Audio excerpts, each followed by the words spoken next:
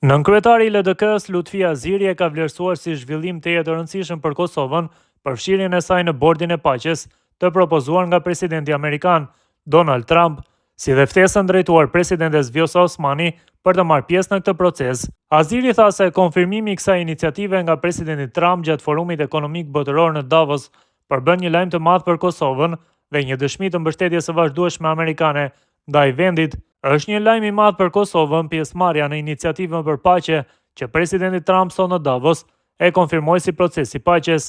Kosova më shumë se çdo vend tjetër është falënderuese dhe mirënjohëse ndaj SBA-ve, u shpreh Aziri.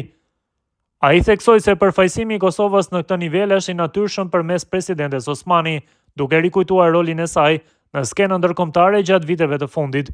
Natyra e përfaqësimit është e qartë pasi presidenti Osmani tash e disa vjet e përfaqëson Kosovën në takimet më të larta ndërkombëtare dhe rajonale, deklaroi Aziri. Duke komentuar mungesën e ftesës për kryeministrin Albin Kurti, Aziri vlerësoi se kjo lidhet me kufizime serioze në aspektin e kontakteve ndërkombëtare, si pasojë e situatës së brendshme politike në vend.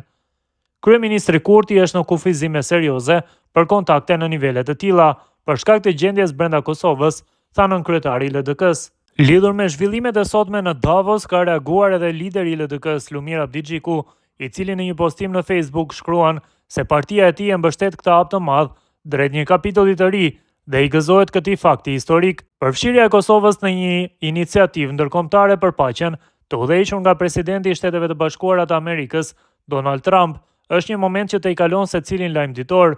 Për një shtet që ka kaluar nga lufta në liri, fal edhe ndërhyrjes ndërkombëtare, prania në tryezat ku diskutohet paqja globale është edhe dëshmi edhe përgjegjësi. Dëshmi e suksesit ton, përgjegjësi për rolin ton prej shtetit të ri, është shenjë se Kosova nuk shihet vetëm si përfituese e paqes, por edhe si pjesë e saj. Në një botë gjithnjë më fragjile, çdo hap i përbashkët me SBA-t është hap që forcon sigurinë tonë kombëtare, thellon aleancat tona strategjike dhe e vendos Kosovën aty ku i takon, në anën e paqes dhe aleancave të drejta.